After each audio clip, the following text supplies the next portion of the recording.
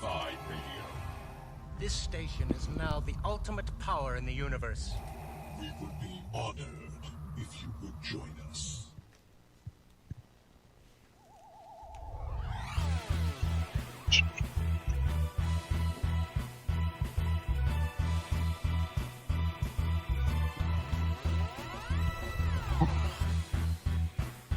All right, rock out with your bad selves, Right. man. Why? Because Yep. we have an awesome theme. Well, see? Hey, everybody. It's another Thursday night. Skills. It is Docking Bay 94 here on sci-fi.radio, sci-fi for your Wi-Fi, or you could be seeing us on Facebook, on Twitch, on YouTube, a whole bunch of places. Wherever Yeah. you happen to find us, we are grateful. Thanks for tuning in on a Woo. Thursday night. Hope your week has been a good one. I am Sean Obi-Shawn Crosby. This is Jeff Solo Donoho. I'm Colleen Kaylee Crosby. Yahoo! And we are all together. That's kind of awesome. We've had various weeks with some days off and things, and it's nice to have everybody here. That being said, I'm going to go Perfect. get my tea. Bye, Colleen. Bye. Because it's all about the tea, really. Yeah. Just guess elemental. Right. Cup of brown joy. Let's see. And checking in over on the chat, we've got Boba-Kit first in. Matthew Tillard. Hey, Matthew. Talon Yep. Thorne. Dawn is there. The Lady A. Yeah. I'll say to you on Facebook just yet, but hey, give it time. So we're Colleen is feeling better, thank goodness. Yoo-hoo! I'm doing a little Finally, better alright. too. Oh, good. I think so. The last time I got COVID, I think I got hit with the fatigue variant of it, and I'm going in to talk to the doctor soon, and I'll ask about Okay. it. But I've been clobbered by fatigue. I've just been so tired all the time. And I'm wondering if that's not just sort of a clingy COVID symptom. Because it's been since November. Like, I was great at LostCon, and then I got sick. And then I've just been, I don't know, a slug since then. Well, so, Aubrey had it, at the very beginning of COVID hitting, which was like March of that year. Mm-hmm. And then was really bad. We were at hospital a few times, like I said in the past. But what she has is called what they term as long haulers, and what that in terms is often is because of a breathing issue. But also, because you're having issues breathing, you're also going to be really tired because you can't get enough air in there to supply your body oxygen it needs. So, and I know that your doctor once said that you were doing fine, with what you were doing, but since you had larger lung capacity because of what you did in the past, maybe that's what's going on. I don't know. I'm But definitely I could having an say- asthma attack. That's definitely affecting me. And that's Yeah. definitely part of it. But the other part, like last night, I applied for a really dumb job. Because, a job is a job and money is nice. Somebody's looking Yeah. for a Disneyland reporter. It's a freelance job. Sweet. It probably doesn't pay all that much, but, I thought I'd see because, any extra money that comes in from my end of things makes things a little bit better around here. And Nice. Oh, honestly, yeah. we all need a second job to pay for our Disneyland passes. They're so expensive now. So they had a form that you fill out. Very nice web form. Asked you a whole bunch of questions. You filled it all out. And then at the bottom, it said, you must have, in addition to your resume, a cover letter, which in and of itself isn't a problem. But No. that should have been more towards the top of the form. Because once you've filled out all the things, you don't want to leave the page because you don't want to lose everything you've entered. And I feel like everything they asked me in the questions that they wanted me to fill out in the fields were everything that gets covered in a cover letter. They're like, what's your experience? Why would you be good for this job? They're probably trying to figure out how old you are. Yeah, probably. They're like, his cover letter's too good. He must be ancient. Well, I mean, if you use 2 spaces after a period, if you... Nah, I don't do that. Like, there's all sorts of clues. Yeah. Yeah, there are. Well, and certainly my language is not of the modern vernacular. You don't riz enough, huh? I don't. I have 0 riz, in fact. I used to be all riz back in like the 80s and 90s, and now I am 0 riz. Very sad. But yeah, we'll see if anything comes of it. It's an interesting job. It probably doesn't pay much. We'll see how much work they want out of me, which is the challenge. And it's Well, they haven't even... It's not like they've offered it to you, right? they have not offered me the job, Yeah, but I so- have gotten it from a whole bunch of things, and it is not the one that Kit just posted in the chat. The one that Kit just posted in the chat is the one that I turned down, because I also got this in my feed. And this is for Theme Park Media Group. And these guys, if you read the entire job listing, it tells you at the bottom that this role is voluntary work. You will receive no payment or compensation for this role, as we are a non-profit brand. So that's in the actual job listing, and that is one that I turned down. I find it odd that they are putting, volunteer positions on job boards. On like ZipRecruiter? Yeah. So here are the grief, benefits. yeah. Here are the benefits of this job. The one that you don't get paid for.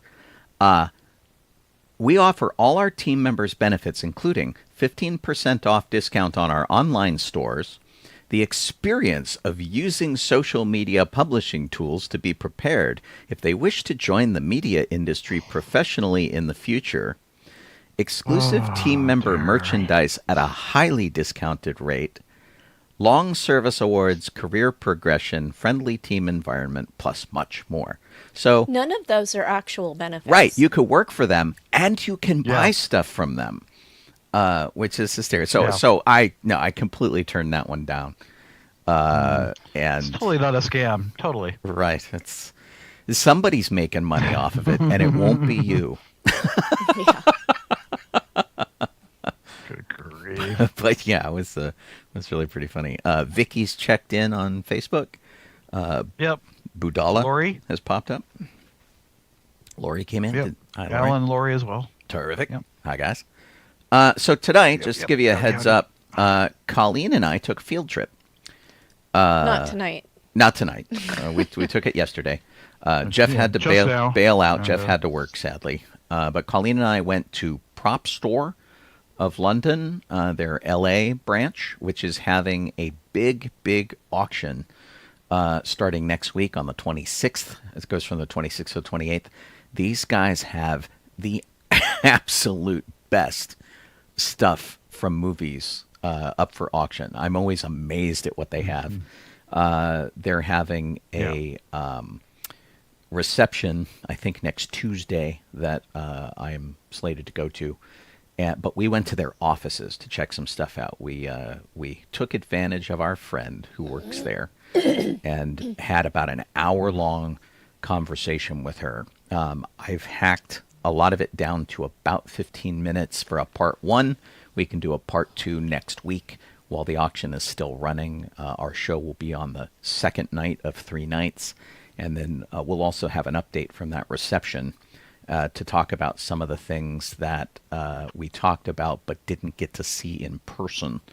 So I'll flesh that over the next week. But we have that about 15 minutes, maybe a little longer, of an interview with Maegen, whom we know from historical costuming circles here in Southern California.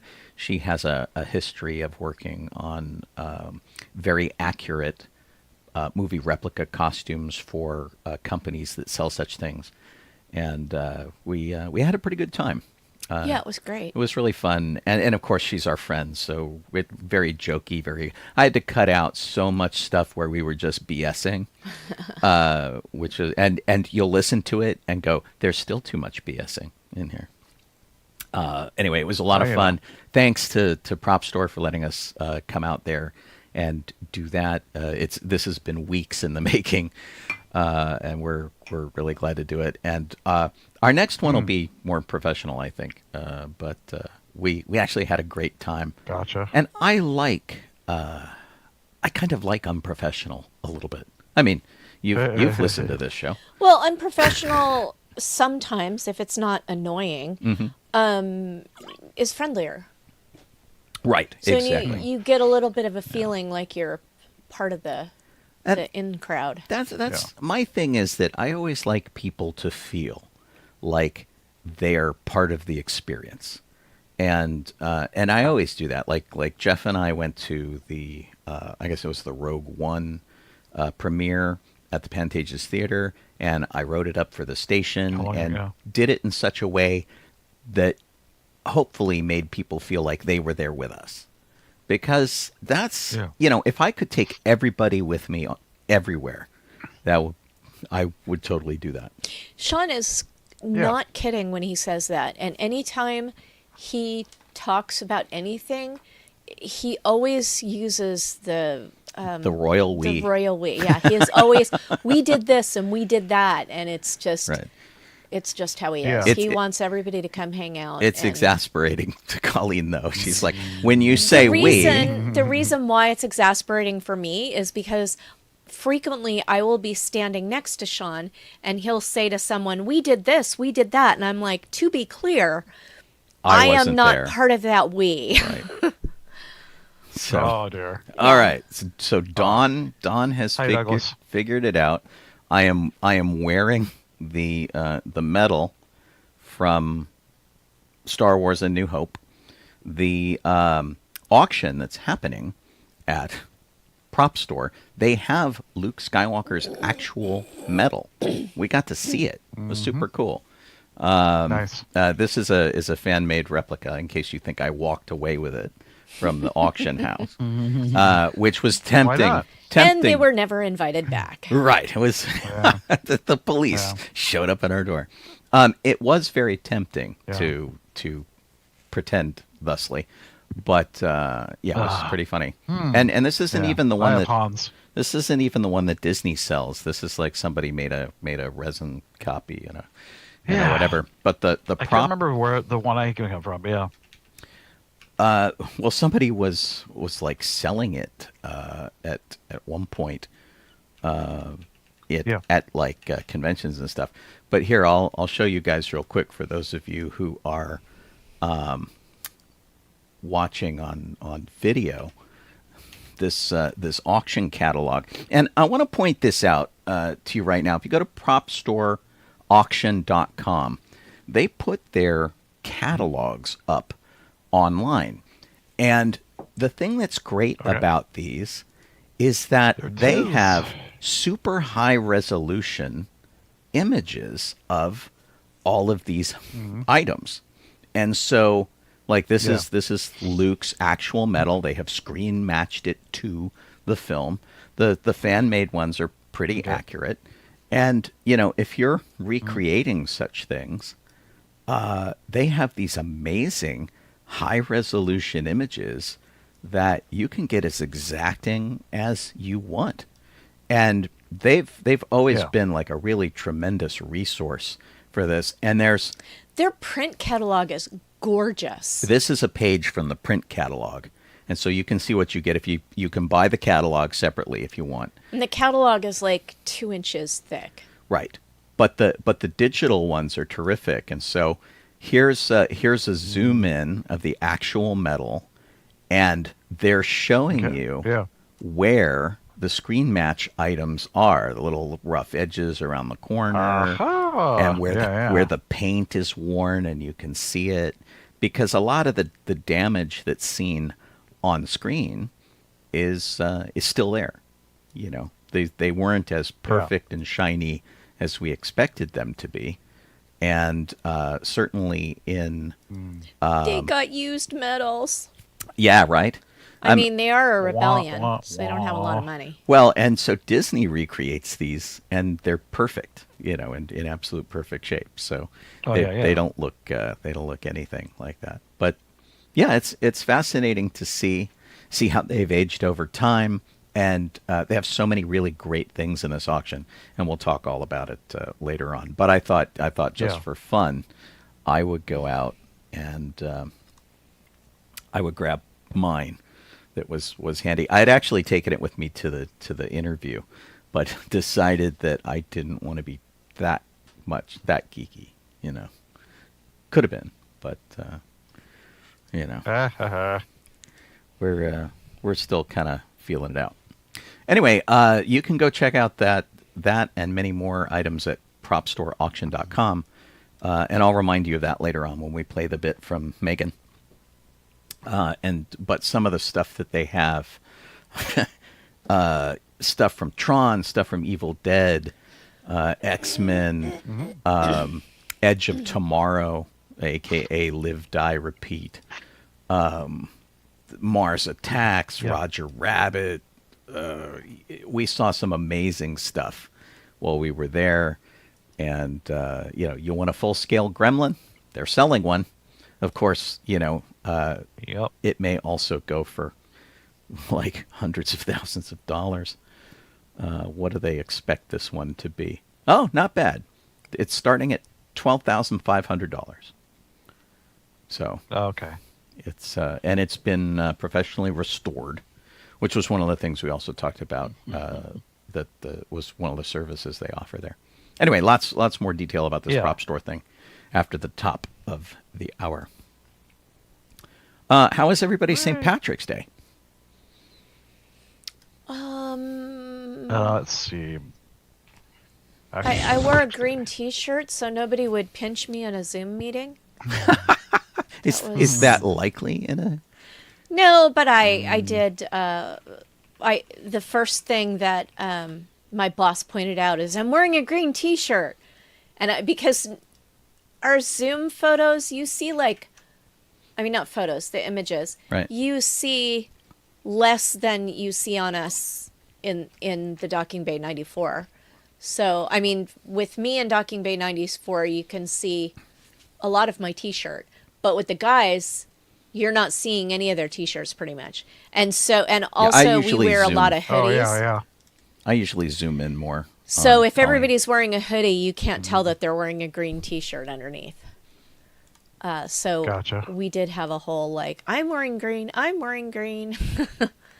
Oh. And that was the extent of it. I did not, even though we have cabbage in the house, I did not make any cabbage. I didn't make any corned beef. We didn't have a shamrock shake. Whose fault is Okay. that? That's my fault. This is what I looked like when I did my show in the morning. This was as green as I got. I had my green bathrobe and my Kermit the Frog hat. That was as green as There we go. as I got for the day. And then I had a Guinness later on. Colleen made a nice little sandwich for us. No, I didn't. Which was sweet. You didn't? No. I went to Trader Joe's. Oh. I was in a really bad mood, so I went to Trader Joe's and I bought a lot of junk. And I bought a pre-made sandwich. And so that is complete Trader Joe's meal. That is a pre-made sandwich, potato chips, an apple, and fig And Newtons. fig Oh, see, there you Newtons. go. All purchased at Trader Joe's. Well, I thought it was great. Ah, boy. But then I have no taste, so I'm Trader Joe's, who treats their employees well and we do is not no need for liberals to boycott them. we do like them. And we started going to Trader Joe's seriously. We'd always gone to Trader Joe's, but we started going there seriously because they started carrying more groceries after the strike that happened. You guys want to know why I actually like going to Trader Joe's? Like my number one reason for doing a lot of grocery shopping at Trader Joe's is because it cuts down on overwhelm. Trader Joe's has between 4 and 6 aisles, depending on which store you go to. My Trader Joe's has 4 aisles. And so I am not presented with so much choice that it makes me feel overwhelmed and I want to scream. So as long as I stay out of Trader Joe's on like Monday night at 6 o'clock, it's good. When everybody does all of their... Yeah, when everybody does most of their shopping, you don't want to be in there. But other than that, it's great because, like, you know, you want some pre-made meatloaf, there is a choice of one pre-made meatloaf. It is a beautiful thing. Oh, sweet. That's cool. So I'm waiting to hear about Jeff's excitement today or yesterday or whatever it was. Oh, at work? Yeah. Well, I can start with I'll start with the St. Patrick's Day stuff and I guess lead into that. But Okay. we had the St. Patrick's Day on the weekend before because I had to work. So the kids came over and we had like cabbage in 2 different ways and had other stuff, vegetarian stuff for myself and the Sparrow, and then other folks had like the what you call it, that Corned beef? Soda bread? corned beef, yeah, corned beef stuff, yeah, yep. We had soda bread. So yeah, it was nice. And then like the 2 different kinds of cabbage. One was a German way, and one was I don't know if you call it an Irish way, but it's a way that my my stepmother Carolyn would actually make along for years and years and years, and it was like it's basically uses like not evaporated milk. The other it's Sweetened condensed milk? Evaporated. It uses evaporated milk. Yeah, yeah. It uses evaporated because condensed is really sweet. So I think it was evaporated it's milk, like so you boil it syrup. with that. Yeah. Yeah, but it was good. It was fun. And then like Rose had gone to a swap meet that's like in, I don't know, Cerritos or something, and found these. And Sean knows what they are because I posted a picture, sent him a picture of them. Both of you, I think I sent you to. It was these little Muppets, you know, mix and match little Muppets things that they had at McDonald's. Oh yeah, Happy Meal back years ago. Toys. Yeah. Which I recall working on. One of my jobs for Happy Meal toys were doing accessories for a lot of them. Yeah. And which is what I was doing for action figures and stuff too. Here we go. I found the picture. And so it was pretty funny that you came back with these because I'm looking at them going, I worked on those, which is really funny. Yeah. So this is the sort of McMuppets. Are they?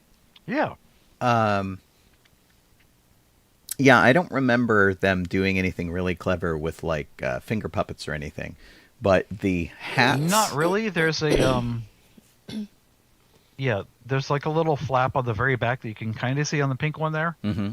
That you flip it, so it's kind of like the little. It's like the Canadian characters from South Park. They Right, the little pop up and back. head opens. Yeah. Yeah. So it's sort of So it's like a little bit like a puppet, but not the proper way. But yeah. Yeah. So the stuff I worked on were like the teddy bear and the camera and the hats, little accessories, and they can they pull out and they can be swapped between the 2 characters. Yeah. And Exactly. Yeah. this is the other picture that they sent. Yeah. So it's really It's funny. cute. And these, Yeah. I think these got released around 93 or 94. Yeah. So I'd have to do a Yeah. little When research on Henson that. still owned them, it wasn't Disney yet. Right, exactly. Well, and this wouldn't have been Disney anyway because they're not Kermit and Friends, which is all Disney. But the sort of extraneous stuff, Henson still owns. So anything that's like not Kermit, Fozzie, Piggy, Ralph, still belongs to Henson. Yeah. This is true. But yeah, they were pretty cute. It's an interesting because those are like. What, 30 years old? That's something like if they that. came yeah. out in They're- like 93, 90, 94. That's Yeah, that's they're weird. around here somewhere. But yeah, I put them on my dresser thing in here, so they're up That's there. really funny. Pretty cool that Rose found them, and you can still find them. The people do sell them online and stuff, but they were someone was selling from like $3 or something That's cool. for each one. They're already still in the packaging, so I'm like, I don't need that. Open it up. Let's put it in. Good choice. Yeah. Yeah. So that that was it. We had they've had food and fun, dessert and everything, and on St. Patrick's Day itself, I had to work. So Oh, okay. I agreed on in the morning, and then later on that day I had to go into work, and my scheme to wear a green shirt underneath was shut down because I can't. Too bad. Because It didn't go with to be a the white undershirt. I was blue like, and orange of Tomorrowland. Yeah. You would have been clashing. Yeah. So That's funny. yeah. What did I did the St. Patrick's Day parade in Hermosa Beach, which I joined in at the last minute, and I'm glad I did. It's a very close parade to me. It's just a few miles down the road, about where Colleen and I go to the dentist, honestly, and by the Hermosa Beach Pier. And it's a pretty short parade, very enthusiastic crowd, and the 501st and the Rebel Legion have been doing it for quite some time, and I was the only Rebel who went. Everybody else had kind of bailed out. So there was a lot of Imperials and me, because I was driving my car in the parade. And I literally added in the night before. I sent a note to the organizer and said, hey, our numbers look really small. Do you want me to come down with a car? And so did that. The parade started at 11, so I didn't have to get up too early. And, I got to drive. Yeah. I wore a club shirt and a kilt because nobody could see me because I was in the car, which was fine. And yeah, it was good. Nice kind of chill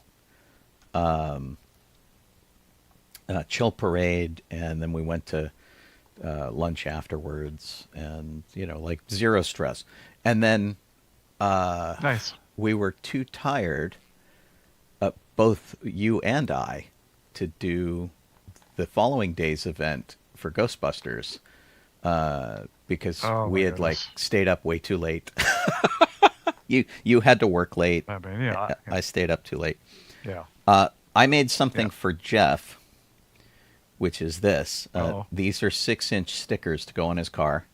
Oh yeah. You're gonna put these on magnets, right? And then put them on the car.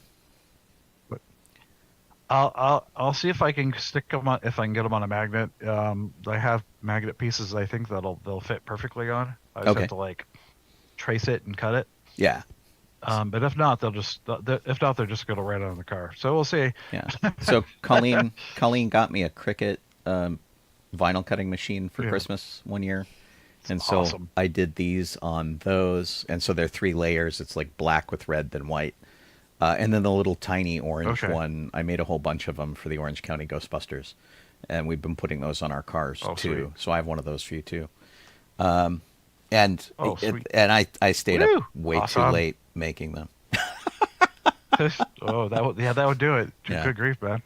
Thank you. But That's pretty great. fun stuff. Oh, and I guess I did send Jeff a picture of me at the parade. So this was me in the kilt. Oh yeah.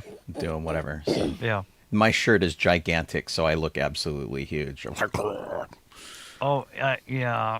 I remember them making those, and then it came out, and they're like some enormous shirts for people. I'm like, why are they so big? they're the sizes are way too big, and even though I got the right size for me, and the patches on the sleeves are supposed to be 3 inches, and they're like 6 inches. They're monstrously huge.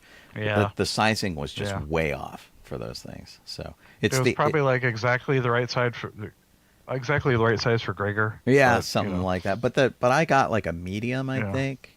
Maybe I got a large. I don't know. Whatever it is, it's just like way too big. And I got a phone call on Saturday saying Sean's car is here, but where's Sean? Oh, and that was from Jimmy. No. Yeah. whom I did see on the parade route. Oh. I was driving by. It was a really slow parade. And so he leans out of the crowd. I think he had his daughter with him. He's like, "Hey!" It was like great.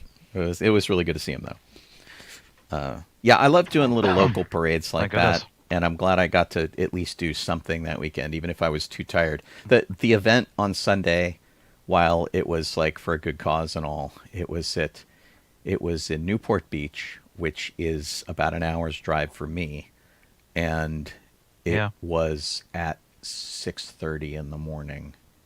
We had to be there between 6 and 6:30, and I couldn't, because Jeff got home from work and we were talking up until like 1:30 or 2. And it's like, I'm not going to do this on like 2 hours of sleep. Yeah, I was so tired. Yeah. It was really funny. It's some of it I blame on the dog alarm and other reasons, but yeah. Yep. But, Douglas is out of here. Bye, Douglas. He's making dinner. Yeah, cool. So. See you, Douglas. As for Autopia's issues, I can't really go into a lot of specifics because of being at work for him and everything. Mm-hmm. But other things I can say, it's like we had some issues. There was like we have a lift because the way that this ride is set up, there's a ramp that takes you up and over the track, and then you go downstairs to whichever island, set of islands that you're going to go on and sent to a car. So because you can't, they couldn't really. There's no way to go like at ground level, so you have to goes up and over. So and in that for that very case, they didn't build a separate ramp, next to the stairs, obviously, because there's no room. So they have an elevator. If you are, if you're in a wheelchair or whatnot, or you can't go up and down stairs. And it was not working yesterday. Oh, it was down. Yeah. So there is another way to get people on the ride when that happens, and it's much more difficult. So you had to handle that. Yeah, there's a gate that you can't really see unless you're there, unless you know about it or there. But it's if you're going past Autopia to the train, there's a rail there as you're passing by. That's actually part of it's inset as there's a gate. There's a gate there.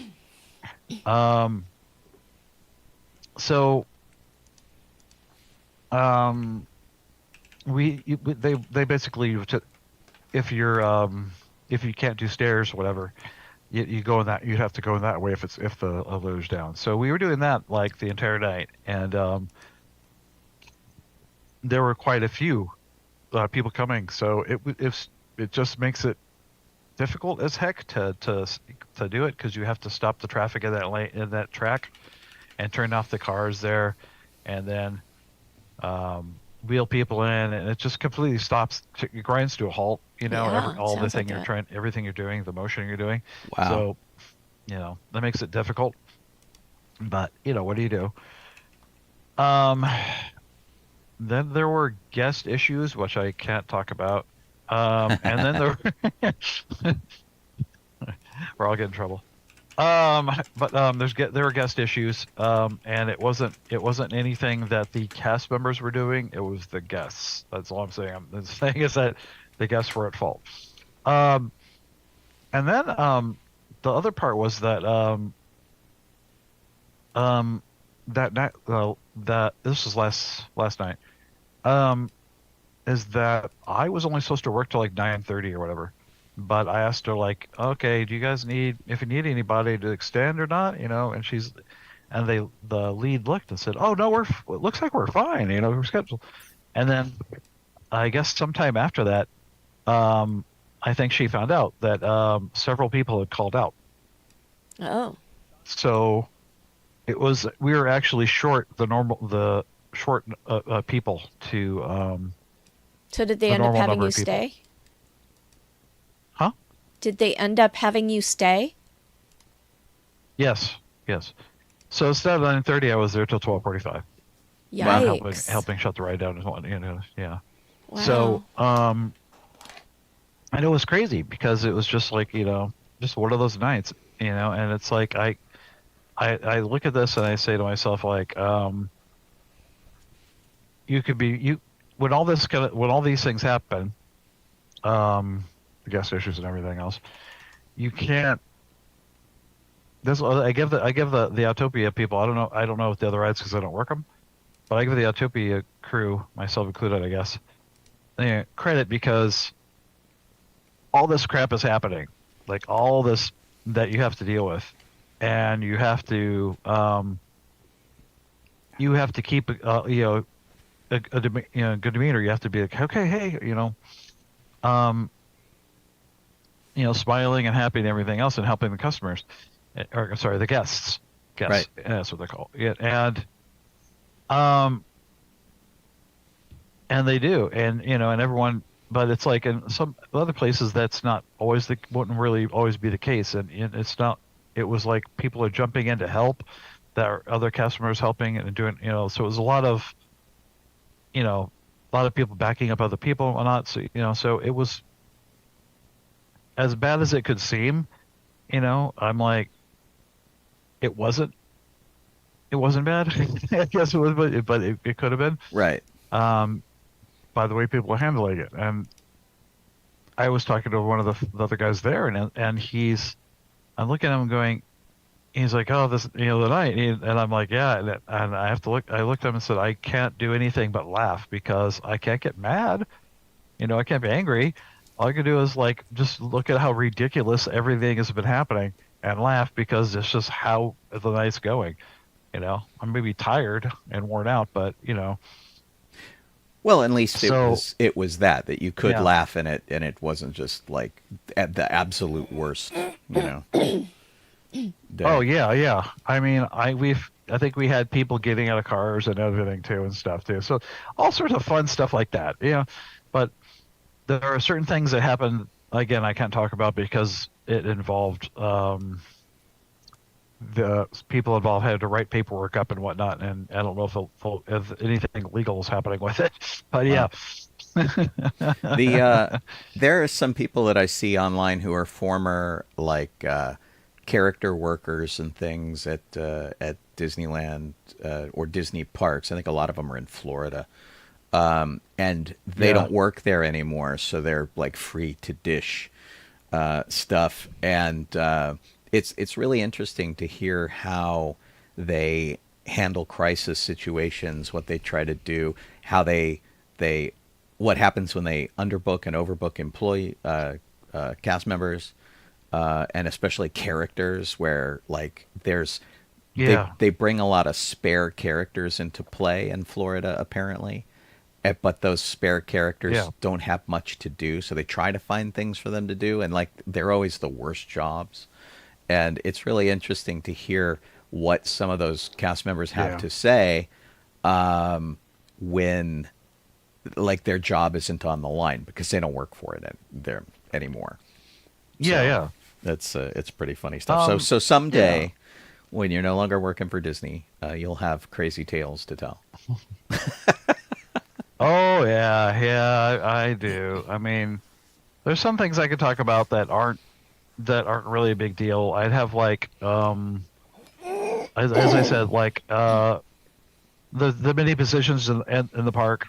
I'm sorry, in the ride itself, where you've got like if you're in the ride in the attraction or if you're right there at the platform, and the most weird thing, there's normal stuff that everyone does. So like you send them somewhere, they're like, oh, okay, and they just go off to where they're going. They go off somewhere else. You have to go find them. But this was more of usually the most odd thing was, and apparently this has happened numerous times, and I probably said it on the show. I don't know, but I was working what's called the grouper spot, which is where you just send someone off to a car, to a waiting spot to get in a car. Um, and I had someone coming down, and I guess, I sent him off to a car, and he was a big, tall guy.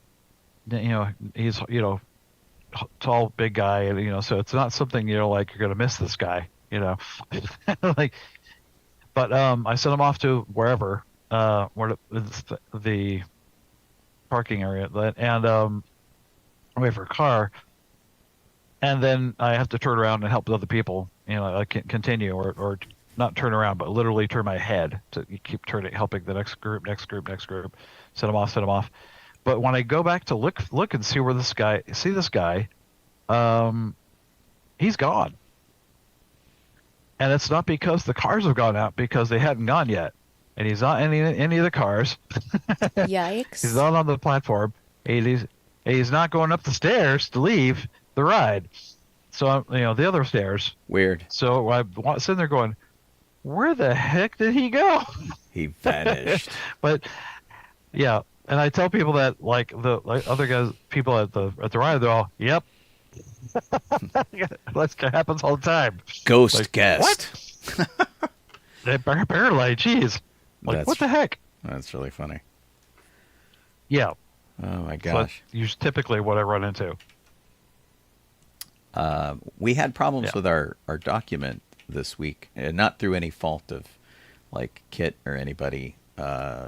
Google was being weird and tagged it as spam.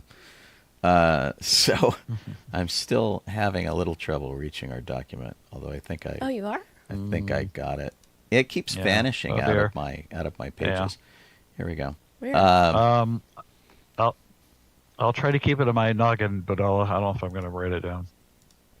Oh, your experiences. The ones that are the ones that are crazy will stick with you. I mean, I've got crazy stories about every job I worked with, and I've written none of it down.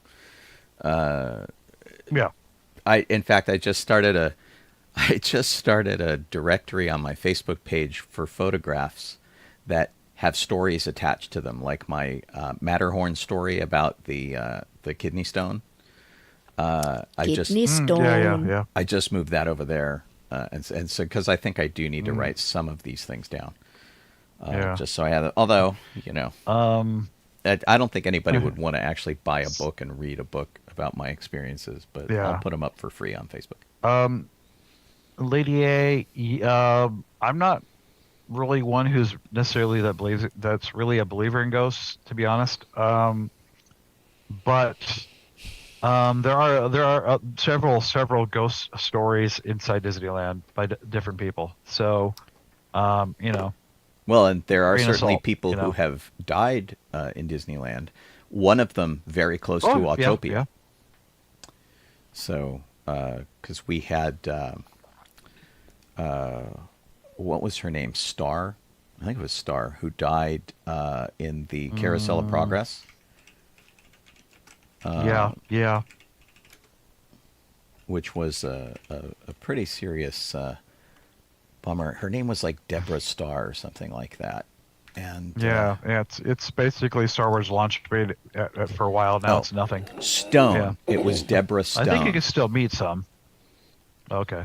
So, but yeah, I think you can still meet like Vader or something in there, but it's really nothing else is in there right now. No, yeah, I think our Trevor, who is friends with Disneyland, friends with Vader rather, is still doing that over there from time to time. All right, what do you think? Star Wars history? Yeah, let's do it. Okay, sounds goody. There we go. Okay. History part. March 18th, 1931. That's when John Malla was born.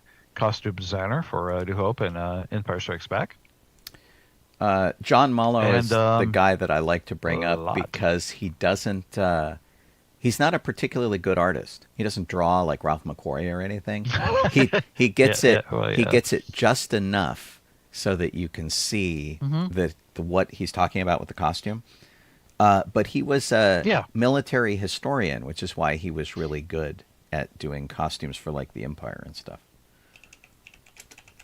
I'm looking up to see if I can get. Yeah, he did Outland, but yeah, and Gandhi, kind of weird, but yeah. Yeah, well, he did things. Not a lot of credits. No, and he did things where he was. Oh, this is a terrible piece of art. he like they're all great. well, there's a picture of some aliens that he drew, but the problem is it's so tiny I can't even show it on the screen here because Yeah. it's too small to even see, which is terrible because it's a great Okay. it's a great piece of art, and but he's not like Ralph McQuarrie where everybody's like, oh my gosh, let's Yeah. let's revere. Like stupid thing. I Yeah. keep finding pictures and Boy. they keep not letting me see them because they're all behind a paywall. Yeah. So sorry about that. Yeah. It's all right. Hi, Tracy. Lame. Yeah. Anyway, just do a Google. Yeah, Google search interesting for artwork. him Yeah. and he'll. Yeah. Our next one is March 14th, 1936, and that was when Mary Selloway was born. That was the casting director for Return of the Jedi. Oh, cool. And 120 other projects. So, Wow. But, yeah. I always thought it would be interesting to be a casting director. Yeah. See? All right, I'm going to backtrack a little bit. I found a good picture for John Yeah. Mallow. Oh, you found one? Yeah. Okay. So this is John Mallow's take on all of the aliens of the Cantina. And honestly, they're sort of about my level of art. Like, just half of these guys look like they could be in the Waltons just as easily as in Star Wars, which is really funny. And we have a guy up top who just sort of I don't know if he's supposed to be Luke or what, but he just looks like he's in his karate clothes. John Boy. But He was doing karate. if you take a look at these images and stuff, you'll recognize a whole lot of these aliens from a variety. And some of them are crossed out. Like there's this woman over here who's crossed out. Local girl is what she was called, and they just crossed her out. They crossed out most of the women for some reason. Yeah. Don't get me I don't know what's up with that. And I love this guy at the bottom I mean- who's like a praying mantis who's been crossed out that shows like a person underneath it operating it. Must have been a girl operating it. Right, Yeah, I'll tell you. exactly. It's like, what the what? Yeah, I tell you, that's what it was. I mean, not that there weren't girls in the And cantina. Greedo has 4 arms. Does he? Yeah, I guess he does. I mean, it looks like it, but it's not. I think it's just like an action move or something. Look, his hands go up and down. It's something. I don't even know. You know? Anyway, I love this level of art. I don't Like get it. John Mallow's just like, Yeah. deal with it. It's like, Yeah. whereas Ralph McQuarrie like does all these really elaborate, awesome looking things. So Yeah. Kind of funny. And that was it. Mary Selway was the other one, so she did a lot of genre stuff as well as just doing awesome. Return of the Jedi. Yeah. 20 credits. Tracy Butler's laughing at Okay. you, Colleen. Is she? And your don't get me started. Yeah. Oh. Yeah. Let's look at it. Star Wars history. What do you got? Okay, regular history part of the old Star Wars. March 19th, 1989, Return of the Jedi aired on NBC for the first time. I think, and I'm Yeah. not sure about this. that's I long may be space. remembering it incorrectly, but I think Colleen's brother worked on the color transfer for it because he provided a videotape of it to us before it aired. On cool. VHS. Yeah, he's like, oh, you guys would like this, and got us this tape. He was working as a colorist in Hollywood, which is he's the guy who keeps the color consistent from camera to camera and shot to shot, so that the whole show looks even. And he did that for Friends for a really long time, I think. Yeah, he did. And among other shows and things. And yeah, was a pretty great job, but.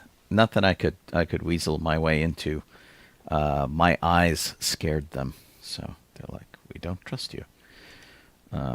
But yeah, it was pretty good for him. Yeah.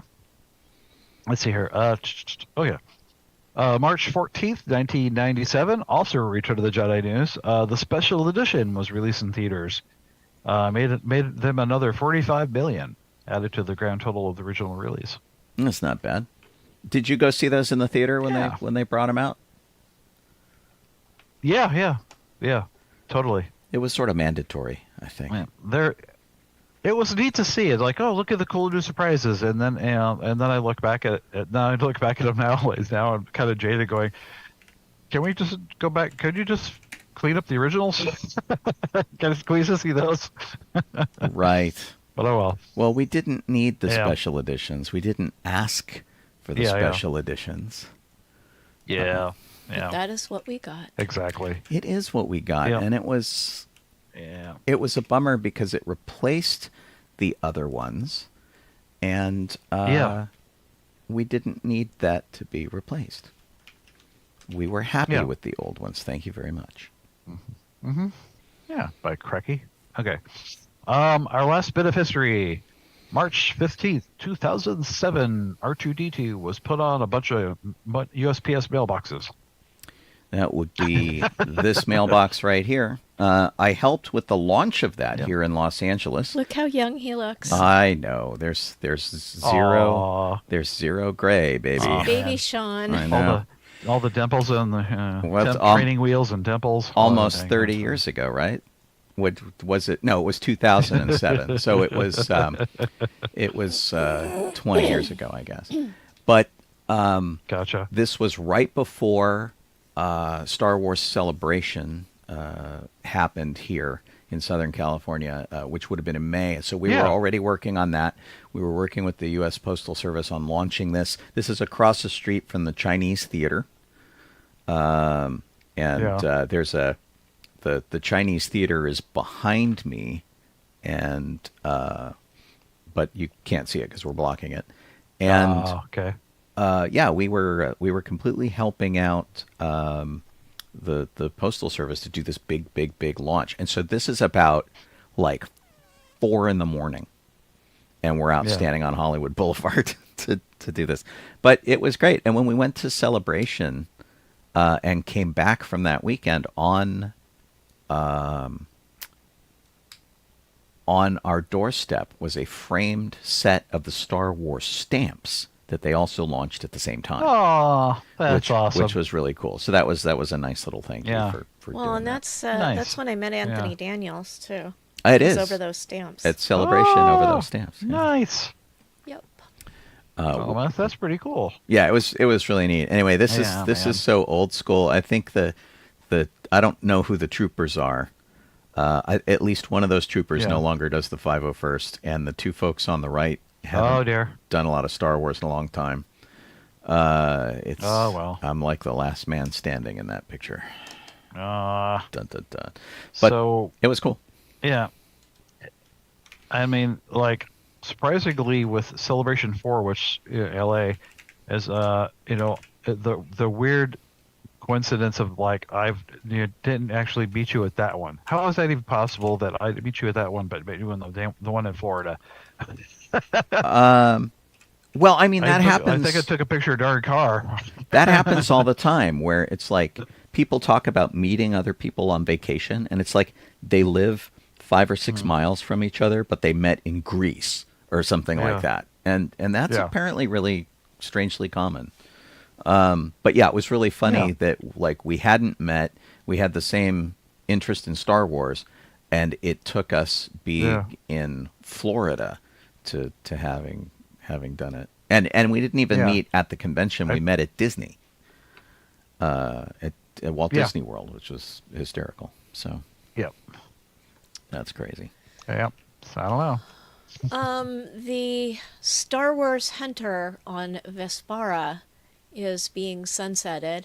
The final content update will be April 15th, and the online servers will officially shut down, and Star Wars Hunters will no longer be playable on October 1st, 2025. I just lost my Simpsons game, And the Simpsons game, which was one of those world builder games where you lay out a town, so you were basically laying out Springfield, that lasted for 12 years and had a good run, and they just shut it down, and everybody's really sad, but we had a good time. This game hasn't even lasted a year, so nobody must be playing it. That's kind of sad. It looks like a melee fighting game, and Okay. it's it's really a bummer. The letter here says, we understand this news may be disappointing and want to assure you that this decision was not made lightly. Your passion and dedication to the game and its community have meant the world to us, and we are committed to providing visibility and updates throughout the transition process. And so they have a list of important dates over on their site. But Tax Day, April 15th, is the final content update for the game, which is a kind of a bummer. And then by October, it's toast. So you get like another 6 months to play it, and then they're pulling the plug. But I haven't talked to anyone I know who plays this. So yeah, Lori just posted. She's like, I've never even heard of this game. So obviously it's been doing well. Right. I've never heard of it either. But that's not shocking. Was it a mobile game or something? I don't. None of us know. I don't think so. Even with the article open, nobody knows. I know it's. Now we know why it was I've never canceled. played it.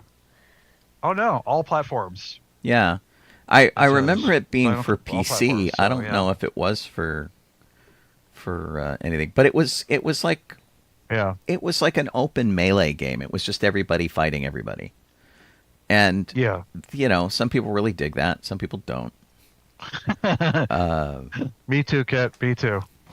What did Kit say? Tiny Death Star back. Tiny Death Star. That was such a fun little phone game. It was the great. mobile game, and it was great. Yeah, I think you can still find it out there. I had it on my phone years after they canceled it because I kept moving it from phone to phone. Sean, we have 2 minutes to the top of the hour and one person in the rest in peace category. We do. And thank goodness there's only just like one person. Can you do it, Dodgers? Jesse Colin Young passed away at the age of 83. He was a member of the Young Bloods, 1960s band. The song "Get Together," which a lot of people don't really remember until they hear it. It was like, what was it? Come on, people now, smile on your brother. Everybody get together and love one another right now. Very 60s kind of thing. And it made it to number 5 on the Hot 100. And, of course, he had a solo career and did all sorts of stuff. But really, it's that one song, Get Together, that did well. And he wrote a bunch of other songs for the Young Bloods and toured with Crosby, Stills, Nash and Young and all sorts of stuff. So was a interesting time for sure. But sad to hear of his passing. But as always with musicians, we have their catalog of music to remember them by. So you got through that before the top of the hour. Want to do the top of the hour early? Sure. No worries. You are listening to sci-fi.radio, sci-fi for your Wi-Fi. We are Docking Bay 94. I'm Sean Obi-Shawn Crosby. This is Jeff Soledado. I'm Colleen Kaylee Crosby. And we are also visible on Facebook or Twitch or YouTube, any of those places that you want to check us out at. We're always grateful. Like them or subscribe to them or do whatever it allows you to let us know that you were there. Everybody over on the chat, we're grateful for you guys there hanging out, the hardcore people. But we're pretty chilled tonight, just kind of kicking it. And I have to say that I've been a little distracted by looking at all of the items in the auction. In the auction? Yeah. Yeah. So, Including a Kaylee costume. oh, is there one? Yeah, there's one from Serenity. Oh, that's really It's on cool. page 18. Oh man. And there's a helmet from space, the Star Wars movie that Mel Brooks made, Oh, Spaceballs. Spaceballs. So that was pretty funny. Which helmet? Just like a regular Spaceball or dark helmet? No, C-3PO. Oh, I don't know Oh, the okay. character name, but it's like right. Joan Rivers' Joan character. Rivers, yeah. Yeah. Yeah. That's really funny. These guys have had many, many auctions. I think this catalog is number like 450 or something like that, or 459 or somewhere up there, which tells you okay. how many different auctions that they've had. And they've got everything from anything you like. They have stuff from Revenge of the Sith. They've got the Phantom Menace. They have a Naboo Okay. starfighter model. Star Trek V, Power cool. Rangers, Ewok Aliens. head mask. And some of the stuff is kind of Nice. crazy. Like this piece here is from a 1972 movie that lives in infamy because very few people Uh-oh. have actually seen it for a very good reason, because they made it and they shelved it. And it's a Jerry Lewis movie, and Oh yeah. he had orders for it like not to be shown in his lifetime. Wow. They had a very brief screening of it, and it's called The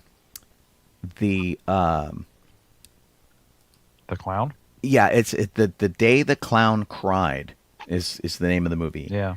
And I'll show you the costume here, and we have had similar kind of movies, but this movie is about a clown who basically ends up in a concentration camp, and it was a movie that probably had the best of intentions, but it was a serious dramatic piece that Jerry Lewis wanted to do, and apparently it just didn't come across the way he wanted it to.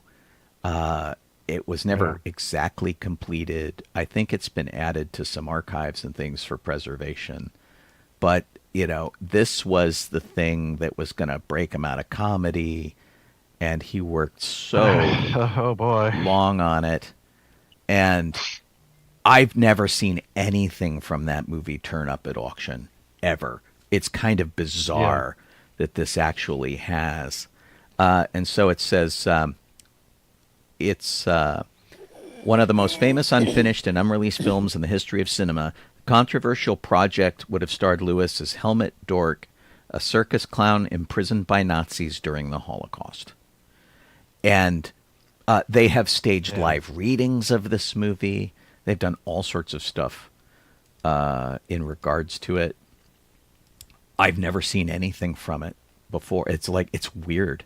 They have like a cabinet full of dentures and stuff, like his makeup kit, all sorts of weird dear. stuff from it. So whoever held on to this stuff. They've got a collection of William Powell's personal effects. Oh, really? Yeah. Slimer? Oh, yeah. Sorry, Jeff. Here, hold on. There's a Slimer maquette here. Yoo-hoo! No, there's from a Ghostbusters 2. And Number then two. different Slimer piece that Yeah, you might be more interested we in. have something in our interview that I will show pictures of that we took Sweet. when we play the interview. So the reason we're on this is this auction is happening starting next Wednesday. It goes from Wednesday through Friday. I have an auction question because Sure. I have never been part of an auction. Okay. Why do they have a reserve that they don't show? Like they say, here's what we estimate that it's going to go for. The starting bid is X. Like right here, it says the one that you were just showing. Yeah. It said the starting bid had Whoa. it had a starting bid, but the reserve has not been met. Right. So apparently, if like they don't tell you what the reserve is, but if you don't meet the minimum reserve, then the seller can say, nah, I don't want to sell it for that. They can, yeah. That's crazy. And sometimes, like, sometimes people are kind of like embarrassed for the reserve they're asking, which I think is silly. I mean, just ask for what you want for this and you want it to start at. Yeah, it seems like you would... Yeah. Your reserve would be the bottom. Maybe it leaves you room if you panic at the last minute and go, yeah, I'll sell it for less. It's almost that. Some auctions, too, before the auction has actually started, and this auction has not actually started. So it could have a reserve, and no one has bid on it yet. And very frequently, then you'll have a tag that says, reserve not met, because the auction hasn't started and nobody's bid on it yet. But the fact that it doesn't say what the reserve is weird. Like, so I'm looking at your Kaylee costume over here, and it has an estimate of $4,000 to $8,000. Someone has bid on it. There's a starting bid of $2,000. Somebody has bid $2,000 more than that in an attempt to just scare off any other bidders and go, okay, this costume is worth $4,000 to me. I'm just going to start there. Yeah. Which is interesting because if you bid in other places, like say you bid on eBay, or I do auctions all the time for Amazon returns, and they will say, we think the value of this item as per Amazon was like $300, but we're going to start the bidding at $5. And I can say, okay, this item is worth $50 to me. I will go as high as $50 for this, and then I want out. And I can type in 50, put it in, and then it will say, great, you are the winner at $5. And then anyone else who bids, I will win that up to $50. And then if somebody bids $60, they win. Yeah. And I can always bid more and do whatever, but they will charge you up to the level that you say you want to pay for it. And so very frequently I buy things for $5, even though I'm willing to pay $20 for them. In this case, it's starting at $2,000. There is only one bid that is at $4,000. Somebody said, I'm willing to pay $4,000 for this. And they didn't say, great, you're winning it for $2,000. They're like, you said 4. Okay. So that's kind of crazy. So yeah, it's like the auctions Ahsoka I got, same thing. So here I've gone back to the Ghostbusters Slimer thing. It says absentee bid $6,000, and so the absentee bid is online instead of in person, and this is a live in-person auction that's going to happen. So it started at $4,000. Somebody bid $6,000 for it. They estimate $8,000. And the reserve hasn't been met. So we have no idea what the reserve is, even though they started it at $4,000. And that's $2,000 lower than it. Like they started at $2,000 lower than the reserve. It's weird. Than the estimate, But no. It's $4,000 lower than the estimate. Right. The starting bid is $2,000 lower than the current bid, and the reserve hasn't been met. Yes. So there's at least $2,001 between the starting bid and the reserve, which I'm sure this is all like completely normal. It's just that I've never done anything. I don't even look at any of the auctions. I've never bid on anything on eBay. I don't. Oh, wow. I mean, I've bought things on eBay that you can buy it now. Right. But I've never done any auction stuff. I love doing auctions, but I'm super, super cheap. So like all of this stuff, there is never anything on here that I can afford or want to afford, which is my problem. There is a Star Trek of course. 6 Good grief. gun. Oh, really? Yes. Okay, I worked on that. Let me check on that. I was trying to sign in. It wouldn't let me sign in. I do have an account, but for whatever reason, it won't let me. Oh, here we go. Maybe it did. There we go. Because I was looking to see if it would give me more bidding information, but it won't. So I'll just go back. Cool. Hello. Yeah, I got the There we go, there we go. Ahsoka hologram series, whatever thing, and I won it for a whole 99 cents. So that's kind of nice. Well, and I had eBay. an auction. Remember the watch? That's 4. Yeah. The watch I told you I was gonna get for my Hooper costume There got canceled. Yeah. there is in auction. There Oh, is a lamb. Richard Dreyfuss watch. Oh, is there? Oh, It is God. not a Matt Hooper watch. Oh. But it's a Richard Dreyfuss watch. Let's see. Galaxy Quest, Of Star course. Trek: The Motion Picture. They have a Galaxy Quest costume too. I was like, ooh. Oh, hey! I made this gun. That's this why I gun. wanted you to look at it. Yeah. Oh my gosh. Does it say the phaser from what Star Trek 6? collection it's from? Because if it's from the Greg Jean collection, yeah. So here's the thing. When we made these, they had these engraved plates on them, and they were all custom numbered. And so when they were issued, everybody knew who got what number gun. So if that gun went missing and showed up on the open market, we knew who took it. So Yeah. these are all made out of fiberglass. I wired these. I did the lights and the electronics It for said them. they had to fix the wiring. They could have called me. I could have done it, but yeah, it's probably because my my wiring job sucks. But anyway, yeah. So this is what we called the assault phaser in Star Trek 6, and they were really great. The bottom clip comes out, and it also has a light in it. So they all had various actions you could do. The pieces that look like they're metal actually are metal, and the front, the top piece of it, and I don't see a picture here showing it, so maybe they didn't do it. It slides forward, and it does have an action Looks to like it. a xenomorph. Yeah, it does kind of. It's actually based around a Beretta, which is the same gun that was used okay. for RoboCop. So it's based around a real pistol, and then we made modifications to it. And yeah, so I worked with Greg Jean and Richard Coyle on this exact gun. And oh my God, we must have done like 100 of them. There were so many, and but it was. You'll have to tell Megan that you worked on one of the items. I will. I'll tell her when I see her at the reception, especially if they have it on display. Right. That'd be really fun to see if she'll let me pick that up. If I'd known it was in here, I would have asked to see it. Oh, totally. So when we did our interview with Megan, they were packing things up. So what you're going to hear in the interview is them making noise in the background, which actually I kind of like. I appreciate the chaos of everything going on. So we're not using lapel mics or anything. It's us with the recorder right there on the table. And they had all sorts of really interesting stuff up there.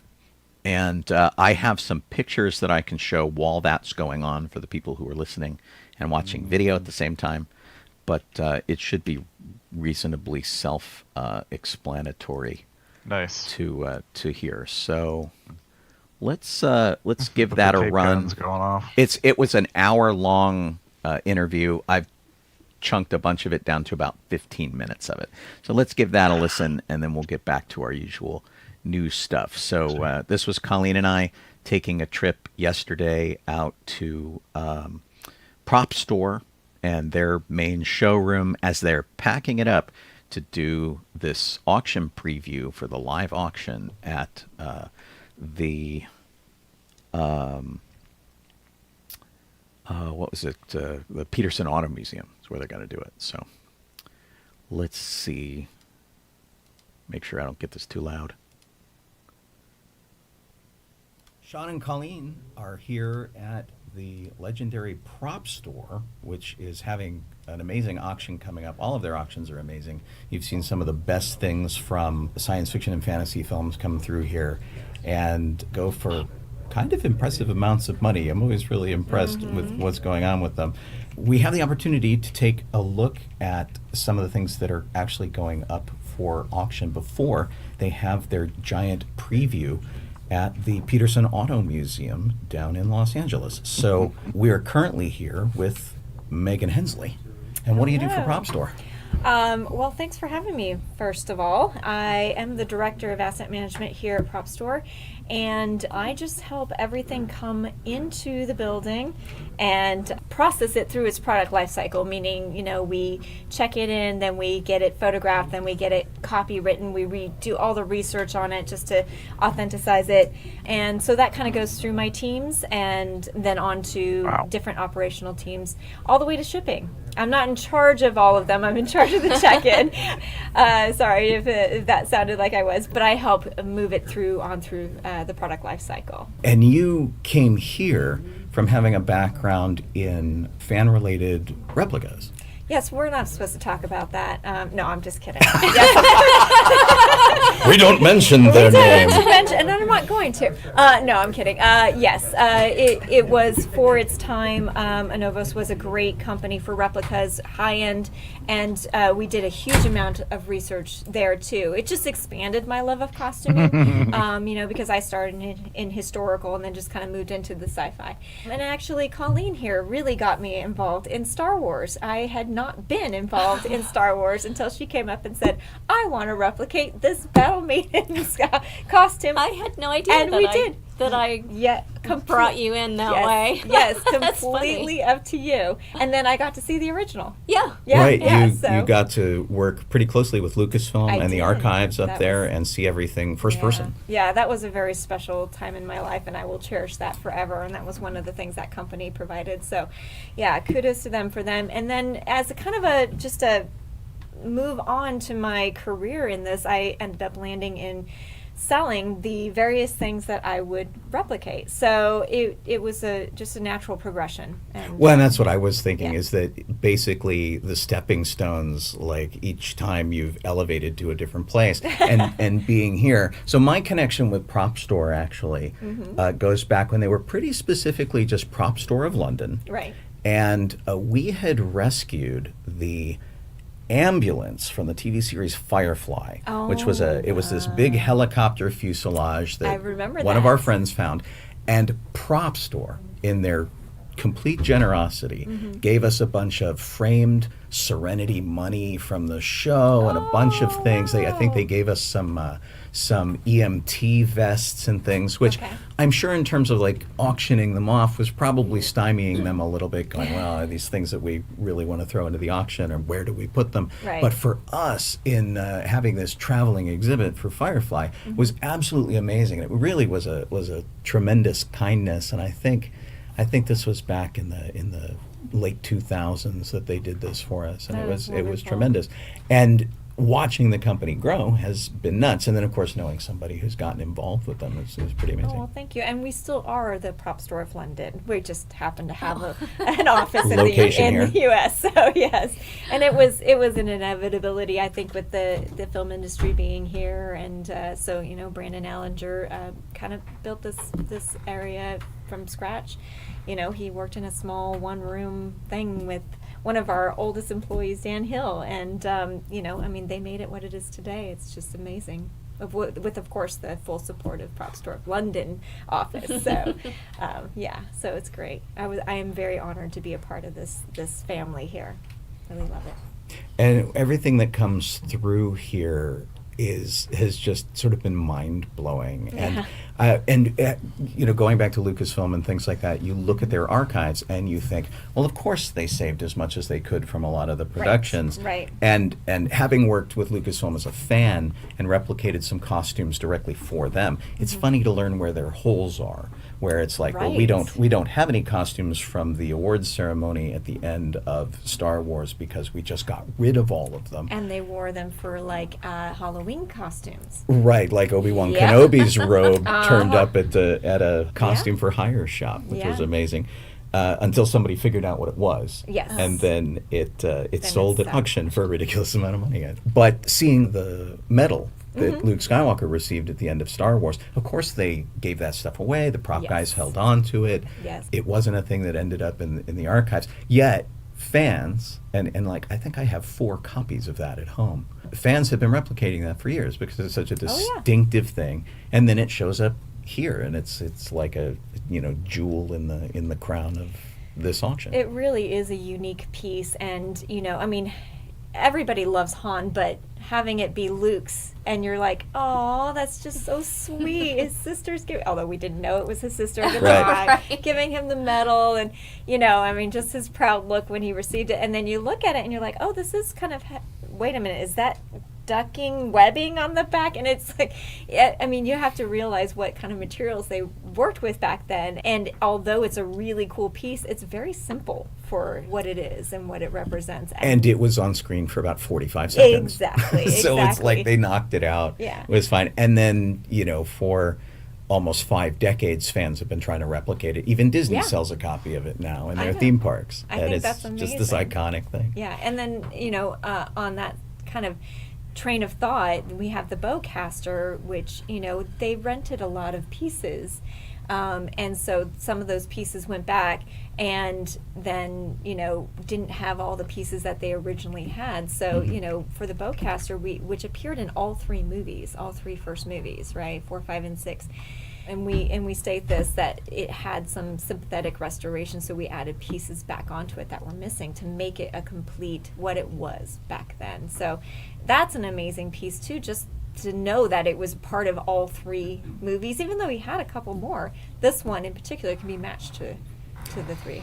And it seems like the kind of thing that if it was going to go missing, if it wasn't going to be thrown into the archive, Peter Mayhew would end up with it, because he carried it in all of the movies and whatnot. It's like, why didn't he just sort of hijack that and go with it? Yeah, anything that was rented had to be given back to its rental company, and that's what studios do. And that's the funny thing is, some of our clients are rental houses that were like, hey, we rented this for this production.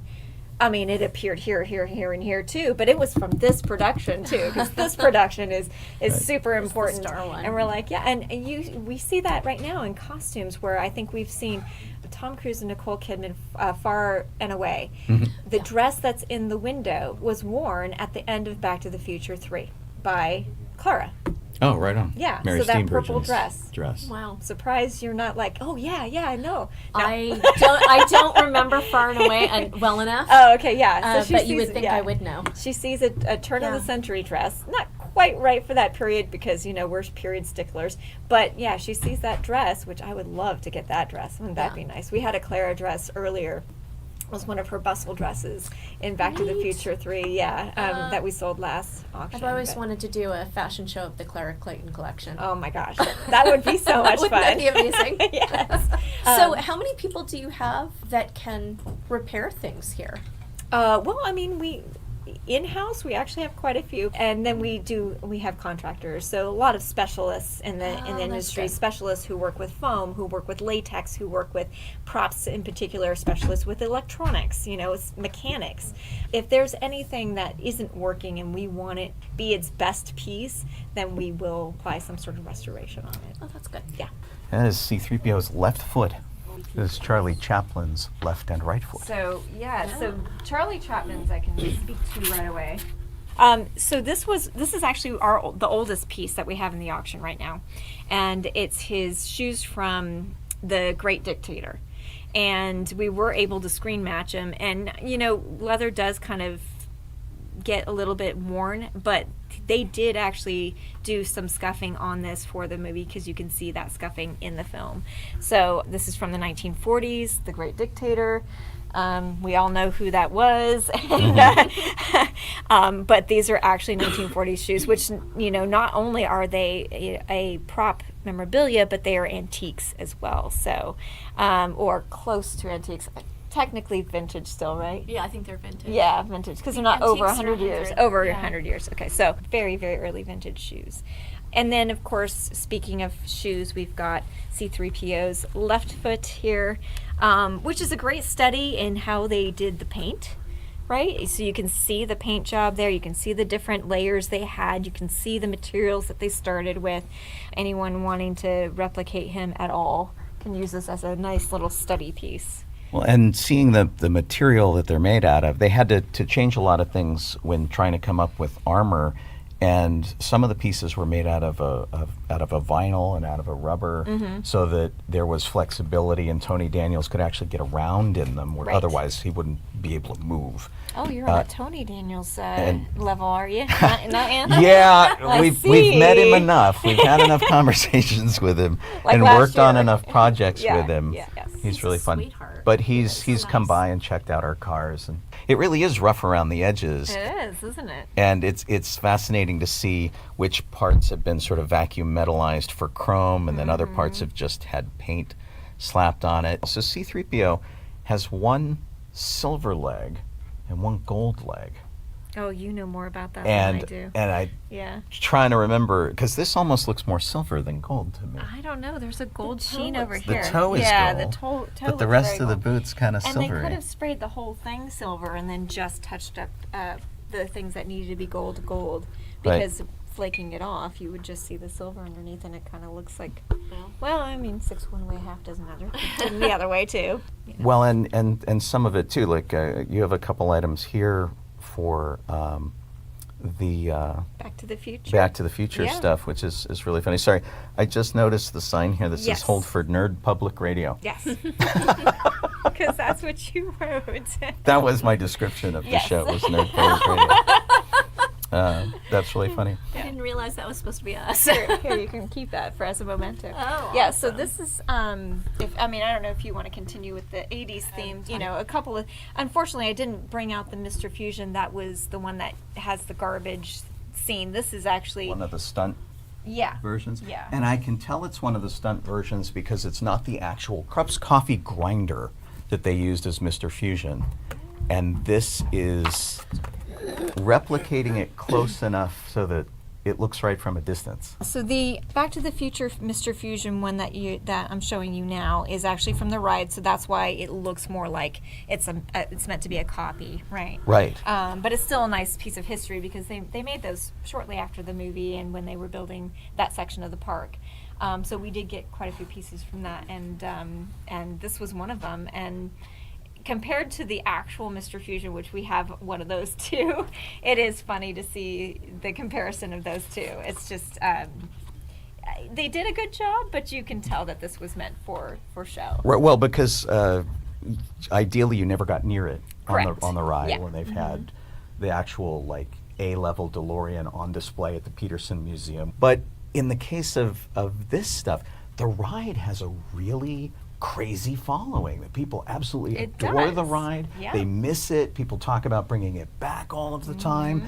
And so to see some of these things here, I mean, it's almost kind of cooler because, and the thing that really struck me is having seen enough flux capacitors in my life to know that that's too small. Good. and started the Yep. started the wheels turning in my head. I'm Yep. like, why is that so small? Because and that it's explains it. Also from the ride, exactly. You know, I mean, we get quite a few pieces that come through our hands from Universal Studios, the rides, for some reason.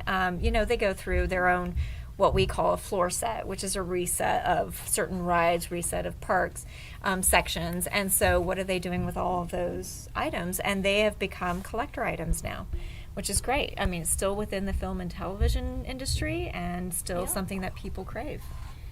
So moving on, that is an incredible stand-in head for Slimer. This is one of those that I would love to put him in the middle of my Turkey Day dinner as decor in the middle. Centerpiece. And just have little things dribble from his mouth. But I don't really want to, I wouldn't want to ruin the facade or the face of him. But yeah, that is just a really fun piece to have if anybody is interested and pretty affordable too, I would say. Well, and the considering- last Slimer piece you guys had was Huge. one of the puppet bodies, which was Yes. really interesting. And in fact, I think that's my profile picture right now on Oh, Facebook. wonderful. Is me standing next to that in The my big old Slimer? Ghostbusters jacket. We Yeah, were it was so great. happy when he got out of our building. He was causing such havoc.